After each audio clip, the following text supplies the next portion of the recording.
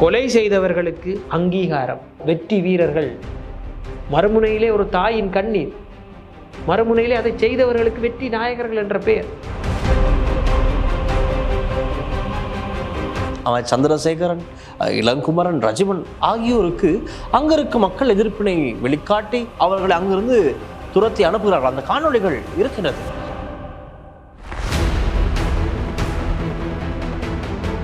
அப்படின்னா இதில் உள்நோக்கம் தான் என்ன? இது இந்த ஆர்ப்பாட்டத்தை ஏற்பாடு செய்தவர்கள் யார்? இந்த ஆர்ப்பாட்டத்தில் ஈடுபடக்கூடிய பிரதான கோரிக்கை யாருக்கு முன்வைக்கின்றார்கள்? அவர்கள், அதாவது நீங்கள் விரும்பவில்லை அவர்கள் வருவதை, அவர்கள் அதை உணர்ந்து வராமல் விட்டிருக்க வேண்டும். அவர்கள் அந்த இடத்துக்கு வர தேவை. ஏன் என்று நான் காரணத்தை சொல்றேன் ஈஷா. விடுதலை புலிகளுடைய பாடல்கள் ஒளிபரப்பப்படுது, நாட்டை பிரிக்கிறதுக்கான கோரிக்கையோட நிற்கிற ஆட்கள் இருக்கிறாங்க. அப்புறம் என்னென்று போறாரு இவர் நாட்டை பிரிக்கிறாரு. நீங்க சிங்கள மக்களுக்கு ஒரு செய்தியை சொல்றேன். அங்க உமாச்சந்திரா பிரகாஷ் வந்து எங்களுக்கு நீதி வேணும் என்ற ஒரு போராட்டம் நடக்கும். இது இன்னும் மோசமான ஆயுதம் எடுத்தப்புறம் என்ன நடந்துட வேண்டாம். ஏன் ஆயுதம் எடுத்தார்கள் என்றதை முதல்ல சிங்கள மக்கள் புரிந்து கொள்ள வேண்டும். ஏன் எடுத்தார்கள் என்றதுக்கு அவர்களுக்கு வேற வழி இல்லை.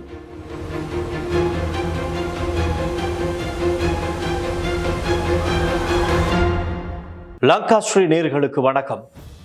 இன்று மற்றும் ஒரு சிறப்பு நேர்காணல் நிகழ்ச்சியினூடாக நாங்கள் சந்திக்கின்றோம். எங்களுக்கு தெரியும் இப்பொழுது பேசு பொருளாக இருக்கின்ற விடயம் செம்மணி மனித புதைக்குழி விவகாரம். நாளுக்கு நாள் அகழ்வுப்பணிகள் தொடர்ந்த வண்ணம் இருக்கின்றது. 2ஆம் கட்ட அகழ்வுப்பணிகள் இப்பொழுது நடைபெற்றுக் கொண்டிருக்கின்றது. இன்று 5ஆம் நாளாக இருக்கின்றது. இந்த 5ஆம் நாள் வரை நாளுக்கு நாள் குழந்தைகளுடைய, தாய்மாருடைய, பெற்றோர்களுடைய, வயதானவர்களுடைய என்று கூறப்படுகின்ற நிறைய எலும்பு கூடுகள் செம்மணியில் அள்ள தோண்ட கிடைத்த வண்ணம் இருக்கின்றது. அவை இப்படி ஒரு கொடூரம் நடந்ததன் பின்னணியில் இருப்பவர்கள் யார், இதை செய்வித்தவர்கள் யார், செய்தவர்கள் யார் என்பதை கேட்டு இப்பொழுது போராட்டங்களும் இடம்பெற்று வருகின்றது. எங்களுக்கு தெரியும் அண்மையில் நடந்த அணையா விளக்கு போராட்டம். இதன் போது நிறைய அமைதியின்மையான ஒரு சூழலும் அங்கு நிலவியது. அரசரப்பிலிருந்து வந்த ஒரு சிலர், அதே போல தமிழ் அரசியல் கட்சிகளை சார்ந்த ஒரு சிலர் அந்த இடத்துக்கு சென்ற போது அங்கு இருந்தவர்கள் விரட்டி திருப்பி அனுப்பப்பட்டார்கள். அவை ஒரு அமைதியின்மையோடு நடந்த அந்த சூழலுக்குத்தான் ஐக்கிய நாடுகளின் மனித உரிமைகள் ஆணையாளரும் டர்க் அவரும் வருகை தந்திருந்தார். நேரடியாக போராட்டத்தில் ஈடுபட்டவர்களோடு கலந்து பேசியிருந்தார். அவருக்கு இவர்கள் சார்பில் முக்கியமான கடிதங்களும் பல கோரிக்கைகள் அடங்கிய கடிதங்களும் வழங்கப்பட்டது. இது சம்பந்தமாக இப்பொழுது அனைத்து ஊடகங்களும் பேச ஆரம்பித்திருக்கின்றார்கள். அதே போல சிங்கள மக்கள் ஒவ்வொரு விதமான கருத்துக்களை தெரிவித்து வருகின்றார்கள். அவற்றை பார்ப்பதற்கும் பல விமர்சனங்கள் இருக்கின்றது. ஆகவே இதெல்லாம் சம்பந்தமாகவும் நாங்கள் இன்றைய இந்த நேர்காணலில் பேசப் போகின்றோம். இதற்கு முன்பதாக நாங்கள் செம்மணிக்கு நேரடியாக சென்று அங்கு கூட ரஜீவோடு நேர்காணல் செய்திருந்தோம். இன்றும் எங்களோடு இணைந்திருக்கின்றார் மக்கள் போராட்ட முன்னணியின் தேசிய நிறைவேற்றுக் குழு உறுப்பினர் ராஜ்குமார் ரஜீவ்காந்த் எங்களோடு இணைந்து. வணக்கம். வணக்கம் டில்ஷா. ரஜீவ், நினைவிருக்கும் நாங்கள் செம்மணிக்கு நேரடியாக சென்று முதலாவது நேர்காணலை செய்திருந்தோம். அங்கு நிறைய விடயங்களை நாங்கள் பேசியிருந்தோம். அது மட்டுமல்லாமல் இது சம்பந்தமாக முதலில் முறைப்பாடு செய்தவரோடு பேசி நிறைய விடயங்கள் அவரிடமிருந்து நாங்கள் தெரிந்து கொண்டோம். மீண்டும் நீங்கள் அந்த இடத்திற்கு அன்று அணையா விளக்கு போராட்டத்திற்கு சென்றிருந்தீர்கள். ரஜீவ், என்னுடைய முதல் கேள்வி நான் இதிலிருந்து ஆரம்பிக்கின்றேன். நீதி கேட்டு இப்பொழுது போராட்டங்கள் இடம்பெறுகின்றது. நாங்கள் இந்த விடயம் மாத்திரமல்ல, இதற்கு முன்பதாக காணாமலாக்கப்பட்டவருடைய விடயம், காணி உரிமைகளுக்கான விடயம், இதற்கெல்லாம் நீதி கேட்டு தமிழர்கள் தொடர்ந்து போராடிய வண்ணம் தான் இருக்கிறார்கள். இந்த செம்மணி விவகாரம் 1965களில் 95களில் நடந்தாக சொல்லப்படுகின்றது. இப்பொழுது யாரிடம் நாங்கள் நீதி கேட்கின்றோம்? எதற்கு, எப்படி ஒரு தீர்வு, நீதி கிடைக்கப் போகின்றது? அதாவது டில்ஷான், தமிழ் மக்கள் பல போராட்டங்களில் ஈடுபட்டு கொண்டிருக்கின்றனர். உங்களுக்கு தெரியும், கடந்த சில வாரங்களுக்கு முன்னர் நீங்களும் வருகை தந்திருந்தீர்கள். தையிட்டியில் ஒரு நில விடுவிப்பு தொடர்பான ஒரு போராட்டம், அதுவும் நீதி கேட்கின்ற போராட்டம். அந்த நீதி கேட்கின்ற போராட்டத்திற்கு நீதி என்பது அந்த மக்களுடைய நிலங்களை அந்த மக்களுக்கு கையளிக்கும் பொழுது நீதி கிடைத்து விடுகிறது. ஏதோ ஒரு இடத்தில் நீதி கிடைக்கின்றது.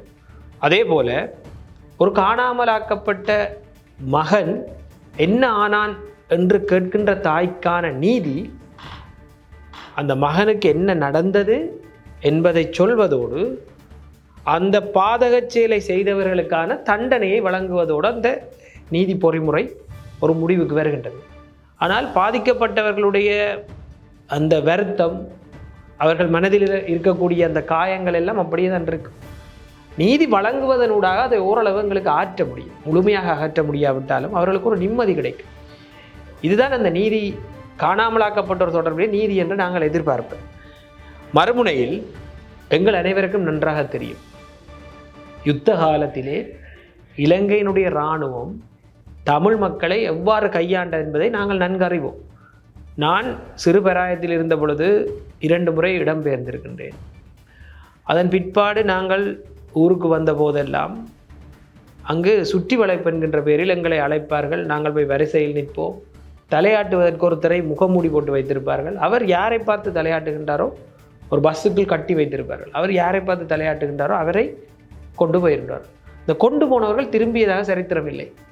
அந்த காலப்பகுதிகளில் இராணுவத்தினரால் கொண்டு செல்பவர்கள் திரும்பாவிட்டால் அது எங்களுடைய வளமையான ஒரு வாழ்க்கை போல் ஆகிவிட்டது. அதற்கான நீதி கேட்கின்ற விடயங்களோ வழியில் சென்று ஆர்ப்பாட்டம் செய்ய நிலைமையோ ஒன்று இருக்கவில்லை.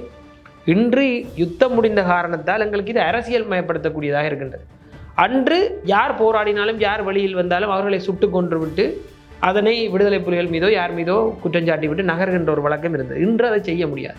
அதனால்தான் இந்த காணாமலாக்கப்பட்டவர்களுடைய போராட்டம் 2500 நாட்களை கடந்து இன்று சென்று கொண்டிருக்கின்றது. எனவே இந்த காணாமலாக்கப்பட்டோர் தொடர்பாக அவர்களுடைய குற்றச்சாட்டுகள், அதுவும் குறிப்பாக 90ஆம் ஆண்டு கால பகுதிகளில் இருந்து எத்தனையோ பேர் காணாமலாகி இருக்கின்றார்கள். இறுதி யுத்தத்தின் போது இராணுவத்திடம் நேரடியாக கையளித்தவர்கள் காணாமலாக்கப்பட்டிருக்கின்றார்கள். அதற்கான சாட்சிகளாக அந்த தாய்மார் வாழ்ந்து கொண்டிருக்கின்றார்கள். எனவே இந்த குற்றச்சாட்டுகளுக்கான சாட்சிகள் இருக்கின்றது, நேரடியாக பார்த்தவர்கள் இருக்கின்றார்கள். இவர்களுக்கு என்ன ஆனது என்று ஒவ்வொரு அரசாங்கத்தையும் நோக்கி கேட்டுக்கொண்டிருக்கின்றார். அரசினுடைய தலைவராக இருக்கக்கூடிய ஜனாதிபதி நிறைவேற்று அதிகாரம் கொண்டவர், இன்னொரு பக்கத்திலே முப்படைகளுக்கும் தளபதியாக இருக்கக்கூடியவர், முப்படைகளுக்கும் தளபதியாக இருக்கக்கூடியவர், இராணுவத்தினுடைய தலைமை அவரிடம்தான் இருக்குது. எனவே அவரை நோக்கியும் தான் இந்த கேள்விகள் கேட்கப்படுகிறது. நீதி எவ்வாறு வழங்கப்பட வேண்டும் என்றால், குறித்த சம்பவத்தில் சம்பந்தப்பட்ட இராணுவத்தினரை அடையாளம் கண்டு அவர்கள் மேல் பூரண விசாரணை மேற்கொண்டு அவர்களுக்கு என்ன நடந்தது என்ற உண்மையை கண்டுபிடித்து இந்த இராணுவத்தினருக்கு தண்டனையை வழங்க வேண்டும். குறிப்பாக செம்மணி விவகாரம் என்பது மற்ற விடயங்களை காட்டிலும் ஒருபடி எங்களுக்கு இலகுவாக இருக்கும். என்ன காரணத்தால் என்றால், நேரடியாக ஒரு இராணுவ சிப்பாய் தான் ஆதாரங்களை வெளிக்காட்டியிருக்கின்றார். வழமை போல் தமிழ் மக்கள் வைக்கின்ற குற்றச்சாட்டுகளுக்கு எல்லாம் ஏதாவது ஒரு பழியை சுமத்தி விட்டு சென்று விடுவார்கள். ஒரு சிங்கள இராணுவ சிப்பாய் சோமரத்ன ராஜபக்ச, AM பெரேரா போன்றவர்கள் தங்களுடைய மேலதிகாரிகளின் உத்தரவின் பேரில் நாங்கள் கொலை செய்தவர்களை எடுத்துக்கொண்டு வந்து புதைத்திருக்கின்றோம். அவர்கள் சொன்ன பிரகாரம் அங்கு தொடர்ச்சியாக எத்தனையோ எண்புக்கூடுகள் 1999ஆம் ஆண்டிலிருந்து அகழ்வு பணிகள் எல்லாம் நடந்து கொண்டு தான் இருக்கின்றன, கண்டுபிடித்து கொண்டே தான் இருக்கின்றார்கள், இன்னும் இருக்கின்றது. அவர்களிடம் மேலதிகமான விசாரணைகள் செய்யப்பட்டு அன்று தலைமை தாங்கியவர்கள் அவருடைய பேர் விவரங்கள் எல்லாம் இருக்கின்றது. இன்று வரை அவர்கள் இராணுவத்தில் இருக்கின்றார்கள். அதன் பிற்பாடு கூட வசந்த கருணாகூட போன்றவர்களுக்கு எதிராக எல்லாம் எத்தனை குற்றச்சாட்டுகள் இருக்கின்றன. அவர்கள் எல்லாம் இன்று சுமூகமாக வழியில் நடமாடிக்கொண்டிருக்கின்றனர். சுனில் ரத்நாயக்கா 8 பேரை கொலை செய்துவிட்டு 5 வருடத்தில் வெளியில் வந்திருக்கின்றனர். எனவே நீதி பொறிமுறை என்பது சரியான முறையில் வேலை செய்யவில்லை. கொலை செய்தவர்களுக்கு அங்கீகாரம், வெற்றி வீரர்கள், மறுமுனையிலே ஒரு தாயின் கண்ணீர், மறுமுனையிலே அதை செய்தவர்களுக்கு வெற்றி நாயகர்கள் என்ற பெயர் இங்கு கொண்டாடப்படுகின்றார்கள். பதவி உயர்வு வழங்கப்படுகின்றது. ஜனாதிபதியின் பின்னால் மிகவும் செழுமையாக நிற்கின்றார்கள். எனவே ஒரு குற்றச்செயலில் ஈடுபட்டவர்கள், இந்த நாட்டில் இருக்கக்கூடிய இந்த நாட்டினுடைய பிரஜைகளை, சிறுவர்களை கொலை செய்தவர்கள் இவ்வளவு பெரிய அங்கீகாரத்தோடு இருப்பது தான் நீதியிலிருந்து பெரிய அளவிலே முரண்படுகின்றது. நீதி வழங்கும் பொழுது அவர்கள் தண்டனை பெற்றிருக்க வேண்டும். அவர்கள் தண்டனை பெறும் பொழுதுதான் இப்படி செய்தால் யாராக இருந்தாலும் இந்த நாட்டிலே தண்டனை ஒன்று உண்டு, எதிர்காலத்தில் கூட நாங்கள் இப்படி செய்ய முடியாதென்ற அந்த சிந்தனைக்குள் அவர்கள் வருவார். எனவே இதற்கான நீதியை வழங்கும் பொழுது அவர்கள் தண்டனை அனுபவிப்பார்கள். அவர்கள் தண்டனை அனுபவிக்கும் பொழுது இந்த நீதிக்கான போராட்டம் நிறைவு பெறும். அந்த நிறைவு பெறுகின்ற இடத்திலிருந்து ஒரு நல்லிணக்கத்துக்கான முதற்படி ஆரம்பமாகும். இதுதான் இந்த கோரிக்கையினுடைய ஒட்டுமொத்த எண்ணமும். ஆகவே கோரிக்கை முன்வைக்கப்படுகின்றது. பொதுவாக இப்பொழுது ஆட்சியில் தேசிய மக்கள் சக்தி அரசாங்கம் இருக்கின்றது. நாங்கள் பார்த்தோம், அணையா விளக்கு இந்த போராட்டத்தின் போது நாங்கள் அரசிடம் ஒரு கோரிக்கையை முன்வைப்பதாகத்தான் பிரதானமாக அமையும். ஒரு போராட்டம் என்றால் முதலில் அரசாங்கத்துக்கு தான் நாங்கள் இந்த விடயத்தை சற்று உன்னிப்பாக அவதானியுங்கள், இது சம்பந்தமாக விசாரியுங்கள், முறையான விசாரணையை உண்டு பண்ணுங்கள், ஆரம்பியுங்கள் என்று நாங்கள் கோரி போராட்டத்தை ஆரம்பிக்கின்றோம். இந்த ஆர்ப்பாட்டத்தின் போது அரசாங்கத்தின் சார்பிலிருந்து வந்த அவன் சந்திரசேகரன், இளங்குமரன், ரஜிவன் ஆகியோருக்கு அங்கே இருக்க மக்கள் எதிர்ப்பினை வெளிக்காட்டி அவர்களை அங்கிருந்து துரத்தி அனுப்புகிறார்கள். அந்த காணொளிகள் இருக்கின்றது. இதே போலத்தான் தமிழ் அரசியல் கட்சிகளை சார்ந்தவர்கள் சாணக்கியன் உட்பட இன்னும் பல பேரை அவர்கள் அங்கிருந்து விரட்டுகிறார்கள். அப்படி என்ன இதில் உள்நோக்கம் தான் என்ன? இது இந்த ஆர்ப்பாட்டத்தை ஏற்பாடு செய்தவர்கள் யார்? இந்த ஆர்ப்பாட்டத்தில் ஈடுபடக்கூடிய பிரதான கோரிக்கை யாருக்கு முன்வைக்கின்றார்கள் என்பதை விளக்க முடியுமா? நீங்களும் அந்த இடத்தில் இருந்து இருக்கிற ஜீவன். இது ஒரு தன்னார்வ ரீதியாக வந்த சில இளைஞர்கள் மக்கள் பீப்புள்ஸ் ஆக்ஷன் என்ற ஒரு அப்படிதான் ஆரம்பித்தார்கள். மக்கள் செயல் என்ற ஒரு குழு இதனை செய்திருந்தது. எங்களுக்கு யார் செய்கின்றார்கள் அவருடைய பின்னணியை தாண்டி அவருடைய நோக்கம் இந்த தேவையான ஒன்று காலத்தின் கட்டாயம். எனவே நாங்கள் எங்களுடைய ஒத்துழைப்பை வழங்குவதற்காக நாங்கள் அங்கு சென்றிருந்தோம். மறுமுனையில் உள்ளகத்தில் இருக்கக்கூடிய கட்சி ரீதியான பிரச்சனைகள், கட்சிகள் வைத்திருக்கின்ற கூட்டுக்கள், அவர்கள் இந்த பிரச்சனைகளில் நேரடியாக சம்பந்தப்பட்டிருப்பது, இபிடிபி போன்ற கட்சியெல்லாம் இந்த காலகட்டத்தில் இதை செய்தவர்களோடு கூட்டில் இருந்தார்கள். இப்படி பல்வேறு அரசியல் ரீதியான குழப்பகரமான நிலைமைகள் இருக்கின்றது. ஆனால் தமிழரசு கட்சியோ ஏனைய தமிழ் தேசிய கட்சிகளோ அவர்களுடைய நிலைப்பாடுகளில் தெளிவாகத்தான் இருக்கின்றார்கள். ஆனால் அதனை இன்னும் ஆழமாக அவர்கள் வெளிப்படுத்த வேண்டும். ஒரு பங்கேற்பவர்களை நாங்கள் விரட்டுவதோ அல்லது சென்றுவோ என்பதில் ஒரு விதமான அரசியல் இருக்கின்றது. அதில் நான் அங்கிருந்து அனைவரையும் அனுப்பியது சரி என்று நான் கூறவில்லை. ஆனால் மறுமுனையில் இன்னொரு விடயத்தை நான் அவதானிக்கின்றேன். நான் ஒரு விடயத்துக்கு எதிர்ப்பு தெரிவித்திருந்தேன். அதாவது என்பிபியினுடைய அமைச்சர்கள், பாராளுமன்ற உறுப்பினர்கள் அங்கு வருவதற்கு என்னை பொறுத்தவரையில் அவர்கள் நீங்கள் விரும்பவில்லை. அவர்கள் அதை உணர்ந்து வராமல் விட்டிருக்க வேண்டும். அவர்கள் அந்த இடத்துக்கு வர தேவையில்லை. ஏன் என்று நான் காரணத்தை சொல்கிறேன் ஈஷா. கடந்த செப்டம்பர் மாதம் ஜனாதிபதி பொறுப்பேற்கின்றார். அதன் பிற்பாடு குருந்தூர் மலையில் நாங்கள் போராட்டம் நடந்திருக்கின்றது. அங்கு 2 விவசாயிகள் கைதாகியிருக்கின்றார்கள். காணாமலாக்கப்பட்டோர் தொடர்பாக 4-5 போராட்டங்கள் இடம்பெற்றிருக்கு. ஆகஸ்ட் மாதம் திருவண்ணாமலை இடம்பெற்ற போராட்டத்தில் இவர்களது ஆட்சி காலம் வர்றதுக்கு 1 மாதத்துக்கு முதல்ல நானே கைதாகியிருக்கிறேன். அதுக்கு பிறகு நில விடுதலை தொடர்பாக 7-8 போராட்டங்கள் இடம்பெற்று கொண்டிருக்கு. தையிட்டியில் தொடர்ச்சியாக அவர்கள் 9 மாதமும் போராட்டங்கள் இடம்பெற்று கொண்டிருக்கு. இவர்கள் வாக்குறுதி அளித்த அரசியல் கைதி விடுதலை தொடர்பாக போராட்டம் இடம்பெற்று கொண்டிருக்கிறது. அரவிந்தன் என்கின்ற நபர் தொடர்ச்சியாக 1 வருடத்துக்கு மேலாக பயங்கரவாத தடை சட்டத்தில் கைது செய்யப்பட்டிருக்கின்றார். அவரது விடுதலையை வேண்டி நாங்கள் தொடர்ச்சியாக பேசிக் கொண்டிருக்கின்றோம். பாராளுமன்றத்துக்கு நான் கருத்து சொல்லி அங்கும் பாராளுமன்ற உறுப்பினர்கள் தெரிவித்து கருத்துக்கள் இருக்கின்றது. பிடிஏ தொடர்பாக பிடிஏ தயவு செய்து நீக்குங்கள் என்று அவர்கள் அளித்த வாக்குறுதி நீக்குங்கள் என்று நாங்கள் கேட்டுக்கொண்டிருக்கின்றோம். இப்படி எத்தனையோ போராட்டங்கள் நடக்கும் பொழுது எல்லாம் என்பிபியினுடைய எந்த ஒரு நாடாளுமன்ற உறுப்பினரோ அமைச்சரோ அங்கு வரவில்லை. உண்மையில் என்பிபியினுடைய அமைச்சர்களோடோ நாடாளுமன்ற உறுப்பினர்களோடோ எங்களுக்கு தனிப்பட்ட பகை கிடையாது. ஆனால் ஒரு விடயம் கொள்கை ரீதியாக நீங்கள் பார்க்கும் பொழுது மக்களுடைய கோரிக்கைகளுக்கு இவர்கள் சரியாக செவிமடுக்கவில்லை. செம்மணிக்கு அன்று இடம்பெற்ற அந்த அணையா விளக்கு போராட்டத்தினுடைய பிரதான நோக்கம் இலங்கை அரசிடம் நீதி கேட்பது அல்ல, மாறாக அதற்கான விடயங்கள் சர்வதேசத்துக்கு தெரியப்படுத்துவது.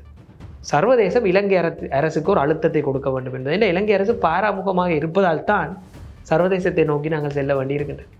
அரசியல் கைதிகளை ஏன் விடாமல் இருக்கின்றார்கள்? அரசியல் கைதிகளை கூட விடாதவர்கள் எப்படி காணாமலாக்கப்பட்டவர்கள் அல்லது செம்மணி படுகொலைக்கு நீதியை வழங்குவார்கள் என்ற கேள்வி எங்களுக்கு இருக்கின்றது.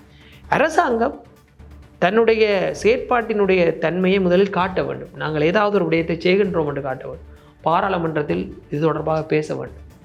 எங்களுக்கு ஒரு நம்பிக்கையை தர வேண்டும்.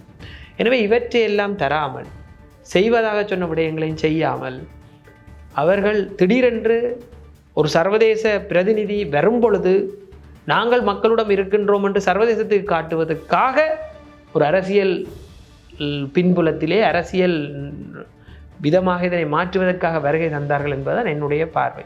ஏனென்றால் அவர்கள் இதற்கு முன் எதற்கும் வரவில்லை. வந்திருந்தால் நாங்கள் அப்படி பார்க்கவும் தேவையில்லை. இப்படியான சந்தர்ப்பத்தில் தான் நான் என்ன நினைக்கின்றேன், அவர்கள் இந்த விடயத்திற்கு வராமல் அவர்களுக்கு 3/2 பெரும்பான்மை இருக்கின்றது. முப்படைக்கும் தளபதியாக ஜனாதிபதி இருக்கின்றார். நிறைவேற்று அதிகாரம் அவரின் கையில் இருக்கின்றது. எனவே இது தொடர்பாக நாங்கள் முழுமையான நடவடிக்கை எடுக்கின்றோம். பட்டலந்த என்கின்ற வதை முகாமால் அவர்கள் பாதிக்கப்பட்டிருக்கின்றார்கள். ஜேவிபியினரும் இலங்கையினுடைய அரசு அடக்குமுறையினால் பாதிக்கப்பட்ட ஒரு தரப்பு தான். போராடி இருக்கின்றார்கள், இளைஞர்களை இழந்திருக்கின்றார்கள், சித்திரவதைக்கு உள்ளாகி இருக்கின்றார்கள், பயங்கரவாத தடை சட்டத்தில் கைதாகி இருக்கின்றார்கள். ஜேவிபிக்கு இதனுடைய வழிகள் எல்லாம் தெரியும். அவர்கள் ஒரு சும்மா சாதாரணமாக வந்தவர்கள் அல்ல. அவர்களுக்கும் எங்களுக்கும் இடையில கொள்கை ரீதியான முரண்பாடுகள் இருந்தாலும் அவர்களும் ஒரு காலத்தில் மிக மோசமான அடக்குமுறைக்குள் பாதிக்கப்பட்டிருக்கின்றார்கள். அவர்களுக்கு அப்போ விளங்க வேணும் ஒரு அடக்குமுறைக்கு எதிராக என்ன செய்ய வேண்டும். எனவே அவர்களுடைய இந்த நடவடிக்கைகளைத்தான் நான் எதிர்க்கின்றேன். மற்றும்படி ஒரு அரசாக இவ்வளவு அதிகாரத்தையும் கையில் வைத்திருப்பவர்களாக அவர்கள் மக்களுக்கு நம்பிக்கையை ஊட்டினால் இந்த மாதிரி போராட்டங்கள் எல்லாம் தேவையே இல்லை. அவர்கள் நம்பிக்கை வழங்கியிருந்தால் இந்த போராட்டம் தேவையில்லை. எதற்காக சர்வதேச பிரதிநிதியை மக்கள் நாட வேண்டும் என்றால் இலங்கையில் உள்ளக பொறிமுறை மீது நம்பிக்கை இல்லை. உள்ளக பொறிமுறை எங்களை ஏமாற்றுகின்றது. இலங்கையுடைய OMP உங்களுக்கு தெரியும், இலங்கையில் காணாமலாக்கப்பட்ட ஒரு அலுவலகம் திறக்கப்பட்டது. என்ன நடந்தது? ஒன்றும் நடக்கவில்லை. தொடர்ச்சியாக உள்ளக பொறிமுறையால் மக்கள் ஏமாற்றப்படும் பொழுதுதான் அவர்கள் சர்வதேசத்தை நாடுகின்றார்கள். கடந்த 4 மாதத்துக்கு முன்னர் அனுரகுமார திசாநாயக்க அவர்கள் யாழ்ப்பாணம் வரும் பொழுது ஒரு இடத்தில் குறிப்பிடுகின்றார், காணாமலாக்கப்பட்டோரின் வழிகளை நாங்கள் உணர்கின்றோம், அவர்களுக்கு நீதி வேண்டும். நீதி வேண்டுமில்லை, அவர்களின் பிள்ளைகளுக்கு என்ன நடந்தது என்பதை நாங்கள் சொல்லுவோம், அதற்காக யாரையும் நாங்கள் கைது செய்யவோ பழிவாங்கவோ மாட்டோம் என்று கூறுகின்றார். எனவே அவரின் நிலைப்பாடு என்னவென்றால் காணாமலாக்கப்பட்டவருக்கு என்ன நடந்ததுன்னு நாங்கள் சொல்லுவோம், ஆனால் நீதி வழங்க மாட்டோம் என்று தெளிவாக சொல்லியிருக்க. அப்போ அந்த நிலைப்பாட்டில் மாற்றம் இருக்கின்றதா?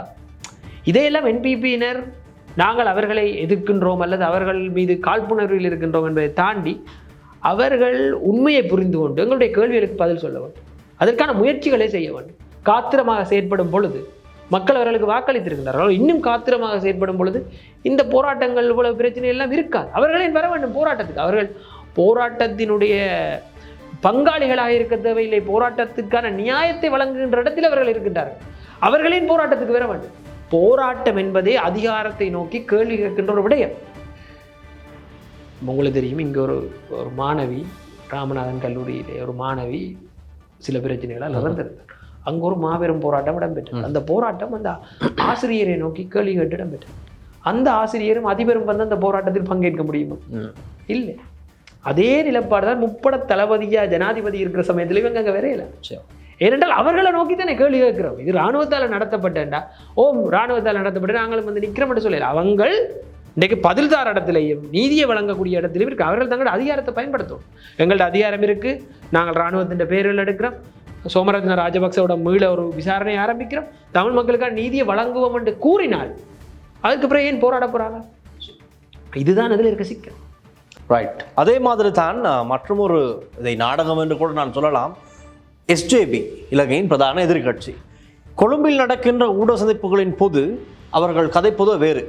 அங்கு நடப்பதெல்லாம், அதாவது யாழ் செம்மணியோடு சம்பந்தப்பட்ட விடயங்கள் எல்லாமே இந்த விடுதலை புலிகளோடு சம்பந்தப்பட்ட விடயங்கள் என்று அவர்களுக்கு ஆதரவாகத்தான் அங்கே எல்லாமே நடக்கின்றது. ஆகவே இதை வந்து எதிர்க்க வேண்டும், அரசாங்கம் இதை தடுக்க வேண்டும் என்று கூறுகிறார்கள். ஆனால் அன்று அந்த அணையாவிலக்கு போராட்டம் அந்த நாளில் SJB சார்பில் உமாச்சந்திர பிரகாஷ் அங்கு இருந்ததை எங்களால் அவதானிக்கூடாது. அவருடைய முகப்புத்தகத்திலும் நேரலையில் வந்து நிறைய விடயங்களை பேசியிருந்தார்.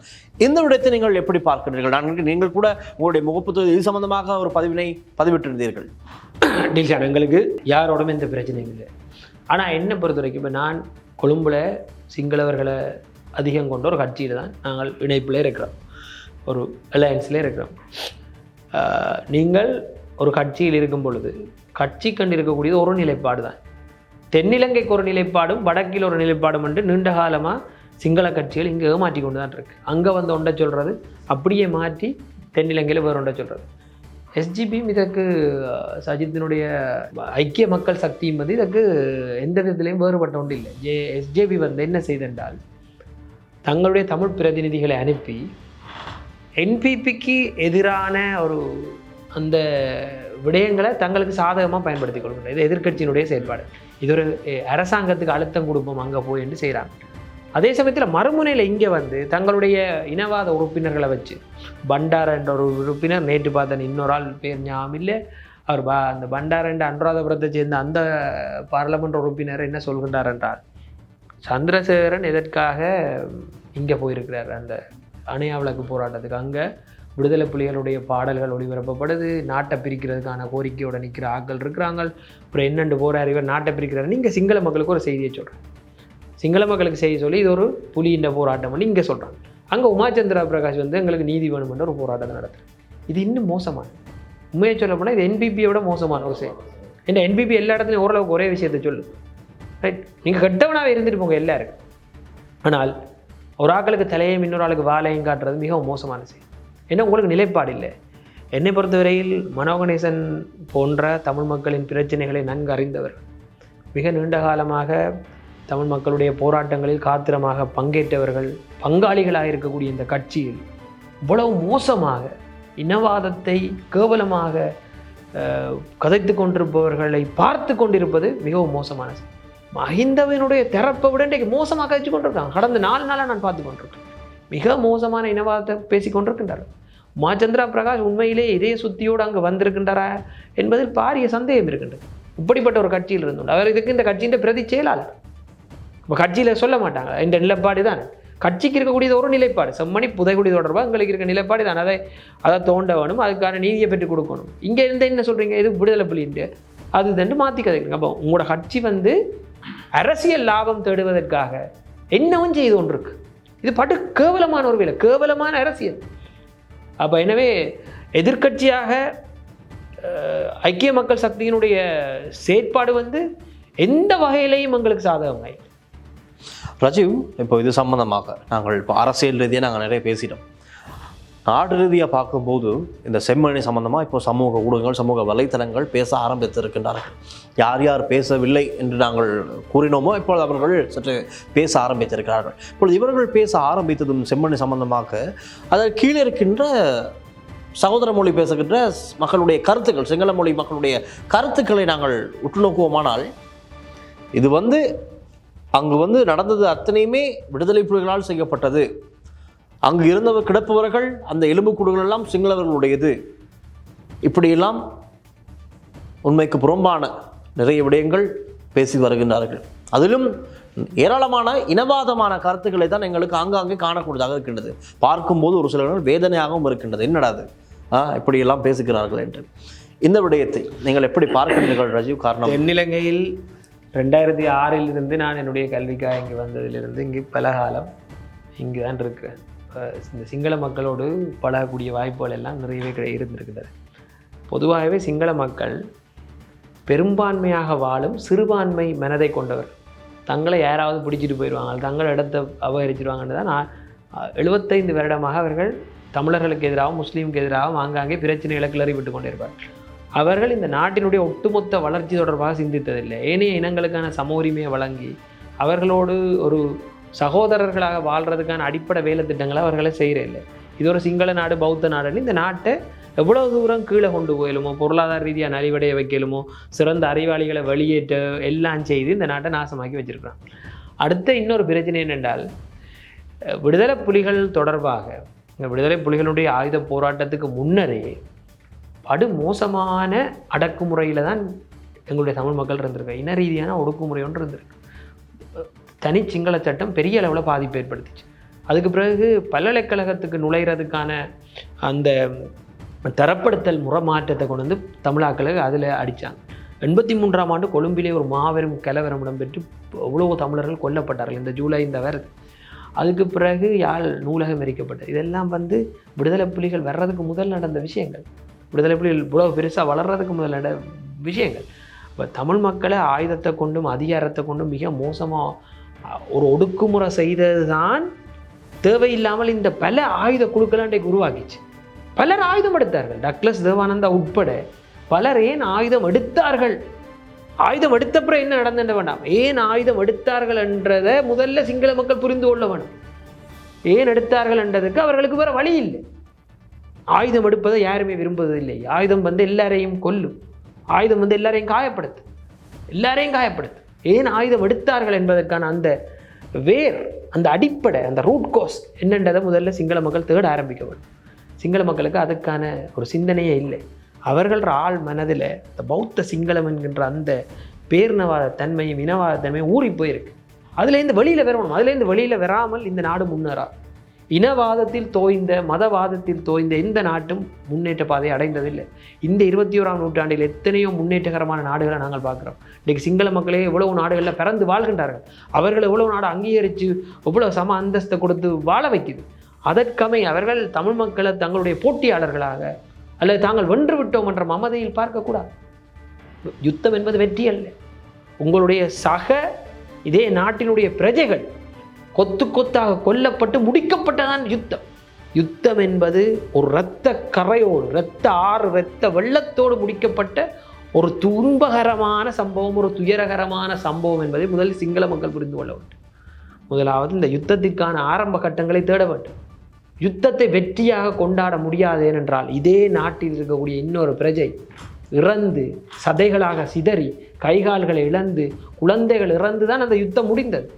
அதனை நீங்கள் கொண்டாடுகின்றீர்கள் என்றால் நீங்கள் இந்த நாட்டில் வாழ்கின்ற இன்னொரு அதே நாட்டினுடைய பிரஜைகளை எப்படி மதிக்கின்றீர்கள் என்ற ஒரு தன்மை இருக்கின்றது. இந்த நல்லிணக்கத்தை ஏற்படுத்த வேண்டும். நாங்கள் அனைவரும் இலங்கையர் என்று கூறும் பொழுதெல்லாம் அனைவரும் இலங்கையர் என்றால் எங்களை நீங்கள் எப்படி நடத்துகின்றீர்கள் என்ற அந்த தன்மை இருக்கின்றது.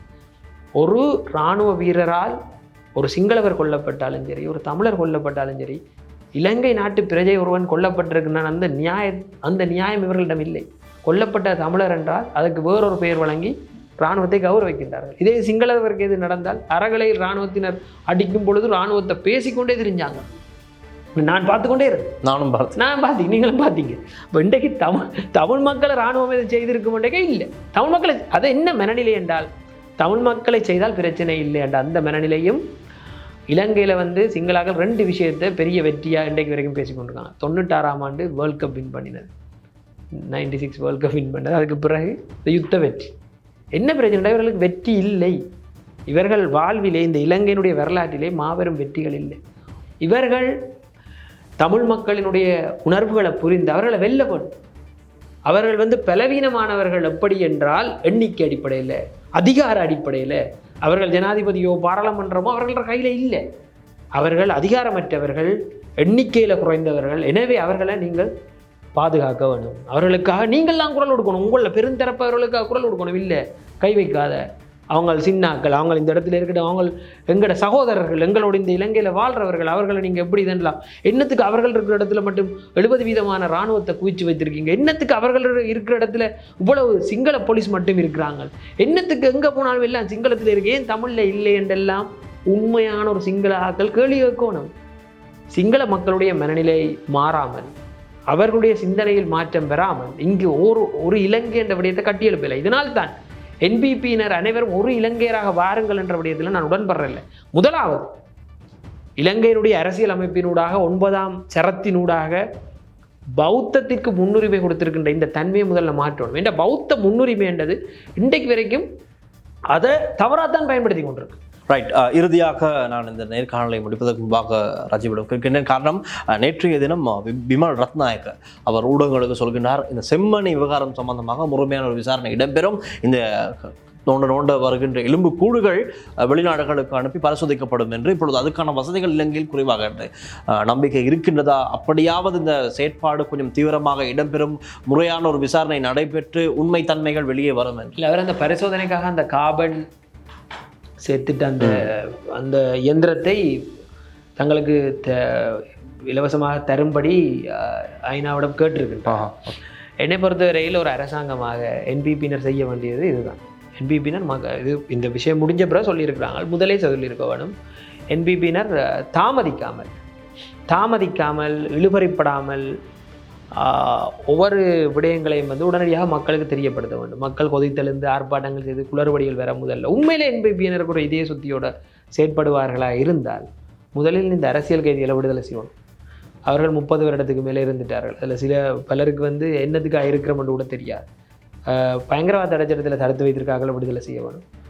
2 முஸ்லீம் இளைஞர்களை திரும்ப கைது செய்திருக்கிறார்கள், அவர்களை விடுதலை செய்ய வேணும். சாதாரண வழக்குகளூடாக தான் அதை கையாள வேணும்.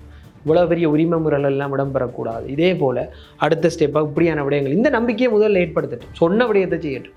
அதுக்கு பிறகு காணாமல் ஆக்கப்பட்ட ஒரு தொடர்பான நீதி விசாரணைகளுக்குள்ள போகட்டும், சரியான முறையில் முன்னெடுக்கட்டும், பதில் வழங்கட்டும். மக்கள் கேள்வி தானே கேட்குறார்கள், எங்களுக்கு நீதி வேணும், நீதியை தாரம், பதில் வழங்கினா அதுக்கு பிறகு யாரும் கதை கேட்கலாம். அப்போ இப்படியான அவர்கள் தங்களிடம் இருக்கின்ற அதிகாரத்தை வைத்துக்கொண்டு செய்யக்கூடிய விடயங்களுக்கான காத்திரமான பதில்களை மக்களுக்கு வழங்கும் பொழுது சிக்கல்கள் இங்கு குறையும். நாங்களும் அரசாங்கத்தை நோக்கி மிக ஒரு இறுக்கமாக அவர்களை நோக்கி ஒரு அழுத்தமாக சொல்கின்ற விடயம் என்னவென்றால், இழுத்தடிக்காமல் விடயங்களுக்கான பதில்களை வழங்குங்கள். நீங்கள் கொடுத்த வாக்குறுதிகளை நிறைவேற்றுங்கள். இதுதான் எங்களுக்கு தேவை, வேறொன்றும் இல்லை. ரைட் ரஜீவ், நன்றி. இவ்வளவு நேரம் விரிவான ஒரு தெளிவான விடயங்களை மூடு பகிர்ந்து கொண்டீர்கள். அது மாத்திரமல்லாமல் ஒரு பொறுப்பு வாய்ந்த ஊடகமாக எங்களுடைய கோரிக்கையும் இந்த காணொளி நேர்காணல்களை பார்க்கின்ற உயர் அதிகாரிகள், அரசு தரப்பில் இருப்பவர்கள் ஒரு முறையான விசாரணையை ஆரம்பித்து இதன் உண்மை தன்மையை வெளிப்படுத்தி உண்மைகள் கண்டறியப்பட வேண்டும், சம்பந்தப்பட்டவர்கள் சட்டத்தின் முன் நிறுத்தப்பட வேண்டும் என்பதுதான் எங்களுடைய கோரிக்கை. அந்த கோரிக்கையோடு நாமும் இந்த நேர்காணலை நிறைவு செய்து கொள்கின்றோம். இன்று எம்மோடு இணைந்து இவ்வளவு விடயங்களை தெளிவாக எம்மோடு பகிர்ந்து கொண்ட ராஜ்குமார் ரஜீவ்காந்த் அவர்களுக்கு எங்களுடைய நன்றிகள். நன்றி டில்ஷான். தொடர்ச்சியாக ஒவ்வொரு இடத்திற்கும் நேரடியாக வருகை தந்து, குறிப்பாக தையட்டிக்கு என்னோடு அங்கு நான் செல்லும் பொழுதும் அங்கு நீங்கள் இருந்தீர்கள்.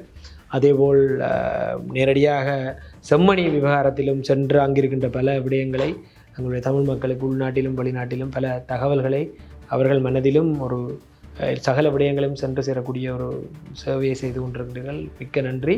நாங்கள் மீண்டும் சந்திப்போம். நிச்சயமாக தொடர்ந்தும் லங்கா ஸ்ரீயுடன் இணைந்திருங்கள்.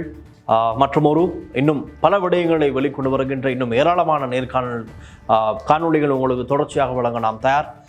மற்றும் ஒரு காணொளியில் சந்திக்கும் வரை உங்களிடமிருந்து விடைபெறுவது ஒலிப்பதிவாளர் விஜயகுமார் மற்றும் லிசி ஹரனுடன் நான் டில்ஷான் வின்சென்ட். நன்றி, வணக்கம்.